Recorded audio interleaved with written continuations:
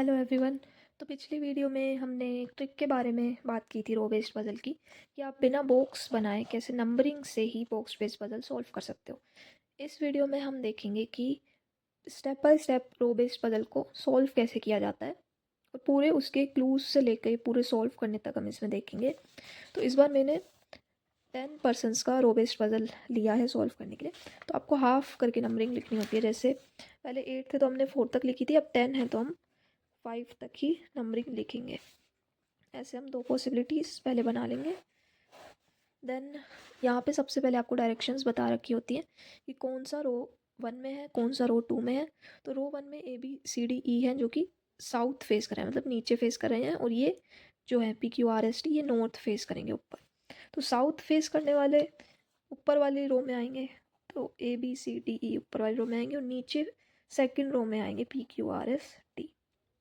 ये डायरेक्शंस के अकॉर्डिंग आपको लिखना होता है, इनका कुछ रोल नहीं होगा, पर ये क्लूज़ लिखने में हेल्प करते हैं बस।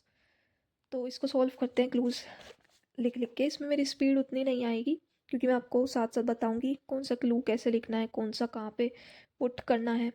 स्टार्ट करते हैं इस पजल को। P sits third to left of T, तो T से first second third to left में P आ जाएगा। Q और T इमीडिएट नेबर्स है, तो आप अलग से भी लिख सकते हो, यहाँ भी लिख सकते हो कि ये साइड साइड में आएंगे।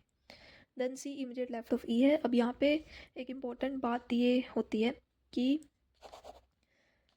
जो फर्स्ट रो है इसकी डायरेक्शंस उल्टी लिखनी होती है हमको जब हम क्लू लिख रहे हैं। जैसे अब यहाँ लेफ्ट लिखा है, किसी लेफ्ट में है, लेकिन सी राइट में आएगा क्योंकि ये रो 1 में बैठा है। जो भी ऊपर बैठे होंगे आपको उसकी डायरेक्शंस उल्टी लेके चलनी है। तो सी लेफ्ट में आता पर ये ई के राइट में आ जाएगा। देन बी से 3 छोड़ के ई है, तो ये भी हमको राइट में दिया हुआ है पर ये हम लेफ्ट में लेंगे।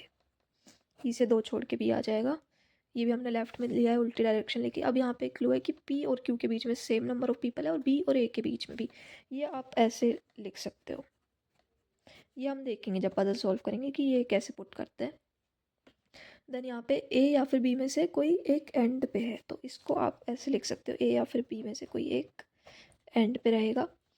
देन यहाँ पे लास्ट क्लू है कि सी के लेफ्ट के लोग और आर के राइट के लोग दोनों इक्वल नंबर के होंगे। तो सी के लेफ्ट के लोग के बारे में बता रखा है पर सी की डायरेक्शन उल्टी होगी, यानी कि सी के राइट के लोग और आर के लेफ्ट के लोग, इन दोनों में सेम नंबर होंगे। जैसे यहाँ पे 2 लोग हैं साइड में, तो यहाँ पे भी 2 होंगे, उस तरीके से आएगा। तो आप यहाँ पे इक्वल साइन लिख सकते हो कि इन दोनों में इक्वल होंगे इनके साइड में नंबर ऑफ पीपल। तो इसको स्टार्ट करते हैं बनाना। अब इसमें कोई डायरेक्ट पोजिशनिंग नहीं दी गई है कि किससे स्टार्ट करें। मिनिमम हम ये ले सकते हैं, आई थिंक ई से 2 छोड़ के बी, ये सबसे ज़्यादा गैप फिल कर देगा। इससे स्टार्ट करते हैं, ठीक है। बी एंड पे भी हो सकता है, तो यहाँ से स्टार्ट करते हैं। जैसे यहाँ से, ये फर्स्ट रो में है ना, तो ई से 2 छोड़ के बी और एक ई से 2 छोड़ के बी, तो ये 2 पॉसिबिलिटी हो गई। अब नेक्स्ट हम इससे रिलेटेड ही लेंगे। जैसे ई के साइड में सी है, तो ई ऑलरेडी पुट है, अब साइड में सी यहाँ पे तो आ नहीं सकता, राइट में इसी में आ सकता है, ये तो पहले ही गलत हो चुकी है। ये वाला क्लू हो गया। अब बी या फिर ए में से ये एंड पे आएगा, तो अब ए तो एंड पे आ नहीं सकता, बी ऑलरेडी एंड पे आ चुका है। अब इसमें ये वाला भी हम ले सकते थे पहले, ठीक है। यहाँ पे एक और दिया हुआ है क्लू, सी से रिलेटेड, सी के यहाँ पे 0 है राइट में, तो आर के लेफ्ट में 0 होंगे, आर यहाँ पे आएगा। अब आर से रिलेटेड तो कुछ नहीं दिया हुआ, लेकिन सेकेंड रो में पी और टी यहीं आ सकते हैं। देखो इनके बीच में 2 का गैप आएगा ना, पी और टी यहीं आ सकते हैं।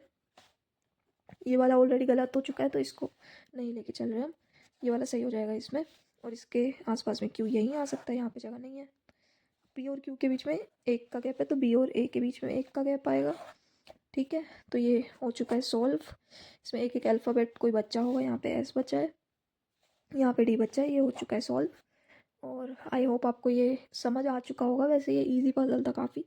आपको बाकी 12 पीपल पे या 14 पीपल पे पजल चाहिए तो मुझे बता देना। तो इसका एक बार आंसर भी चेक कर लेते हैं। तो ये 6 से 10 वाला क्वेश्चन है, तो इसका आंसर देखते हैं। ये वाला है आई थिंक 6 से 10 तक वाला, हाँ ये वाला है। तो इसका आंसर है BDAEC। इसमें भी वही है, BDAEC RP, अच्छा ये हाँ फिर दिया हुआ है, ये वाला है पूरा RPSQT RPSQT। तो ये सही है इसका पूरा।